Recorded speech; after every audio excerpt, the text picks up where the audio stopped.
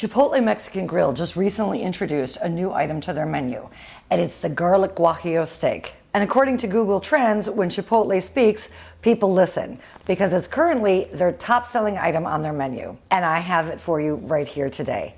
Welcome to Restaurant Recipe Recreations, everybody, a channel serving up your favorite restaurant recipes right in your very own kitchen. The Garlic Guajillo Steak at Chipotle is a flank steak that has a dry rub made with dried guajillos, garlic powder, cumin and coriander, salt and pepper. It's then seared on a flat top, and right before serving, it's tossed with fresh cilantro and fresh squeezed lime juice. So let's go ahead and get started. But before we do, I would like to ask that if you're enjoying this channel, but most importantly, if I'm bringing you value by teaching you how to recreate your favorite restaurant recipes, then go ahead and hit that subscribe button for me if you haven't already. And if you have, thank you very much. And if you like this video, feel free to give me a thumbs up as well. So to start with the dry rub, you need 3 dried guajillo peppers. Let me show you what the bag looks like. You don't need to buy a bag this big.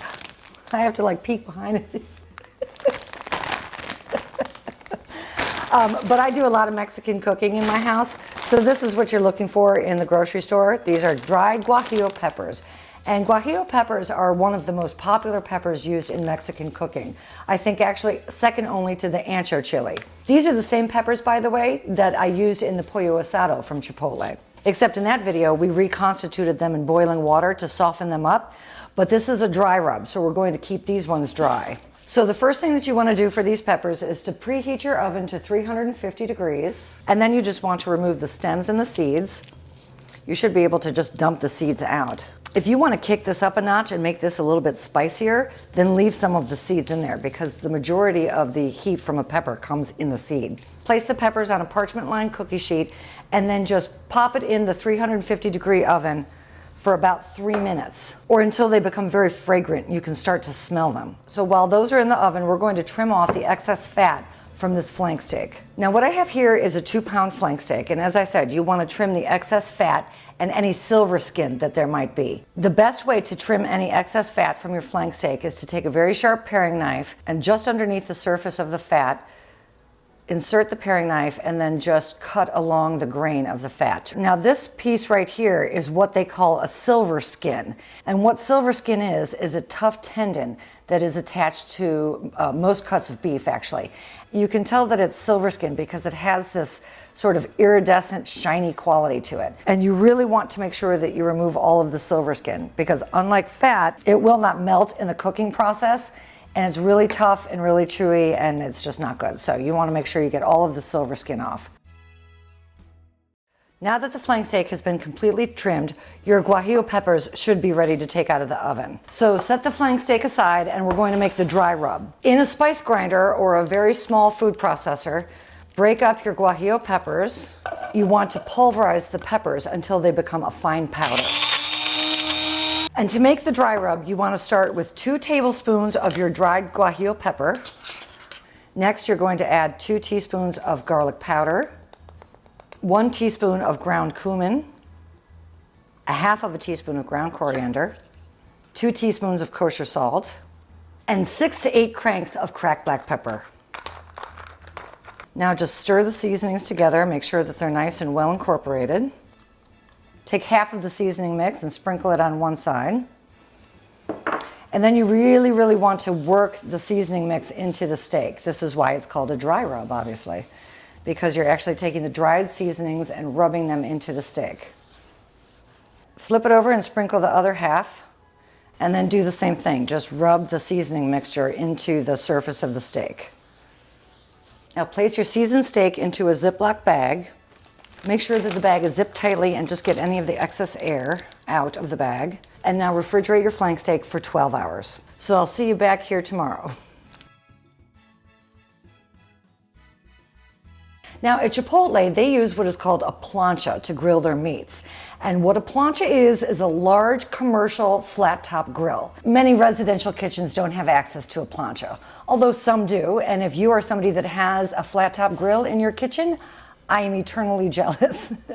But what I'm going to use instead, because I feel like it's going to give me the same effect, is my large cast iron skillet. If you have a cast iron skillet, I definitely recommend using that. Or just get the largest saute pan that you have. I'm going to cut my flank steak in half and sear it in 2 different batches.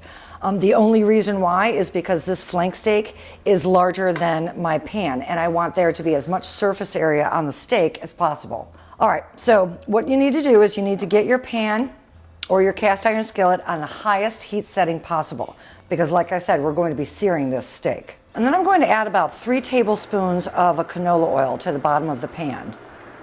And then I'm going to brush the oil on the surface of the pan to make sure that the cast iron skillet is completely coated in the oil. When your pan or your skillet reaches a searing heat, you'll know it because you'll see that the oil is shimmering and a light amount of smoke will be coming off of it. Once you place the flank steak onto the pan, just leave it alone. Don't move it around because you really want to get that nice seared crust on it. For a rare temperature flank steak, you're going to want to sear it for 2 minutes per side, and that will give you an internal temperature of 115 to 120 degrees. If you want a medium rare flank steak with an internal temperature of 120 to 125 degrees, then you're going to sear it on 3 minutes per side. If you want a medium steak, then it'll be an internal temperature of 130 to 135 degrees, and you're going to sear it for about 4 minutes per side. And then finally, if you want a medium well flank steak, you're going to sear it for 5 minutes per side, and that will give you an internal temperature of 140 to 145 degrees. Once the steak has reached your desired temperature, go ahead and remove it from the heat and place it on a clean cutting board to rest. Don't put it on the cutting board where you had the raw meat because you don't want to cross-contaminate the cooked food from the raw food. You want the flank steak to rest for about 3 to 4 minutes before you slice into it to allow all of the juices to stay inside of the steak. And so there's a particular way that you want to cut this flank steak. While flank steak is very flavorful, if it's not prepared properly or cut properly, it can tend to be a little bit tough and chewy. And so you want to cut it against the grain. How you do that is you look to see what direction the meat fibers are running in. And the grain on my steak is running from north to south, so I'm going to cut from east to west. And then you just want to gently slice the meat in like a 1/4 inch slice. Once you're finished slicing all of your meat, just place the meat into a large mixing bowl. And then the final 2 steps is to add the juice of 1/2 of a lime and 2 tablespoons of chopped fresh cilantro. Toss the meat around in the lime juice and the cilantro, and then just serve it your favorite Chipotle way, whether that's a bowl or a burrito or a taco, quesadilla. But for my moment of truth, I'm going to just try the meat just the way that it is because I don't want all the other flavors to kind of mask the true flavor of the meat.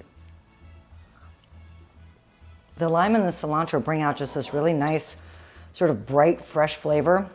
And then that guajillo rub, that guajillo pepper rub, spot on. Yeah, it's good. If you have a restaurant or recipe that you would like me to feature in an upcoming video, then go ahead and drop it in the comments section below. I promise I'll take a look at it. But make sure that you hit the notification bell so that when your video request comes up, you'll be notified. All right, my friends, you know what's next. Until I see you all again, make it an awesome, awesome day. Cheers. I love y'all.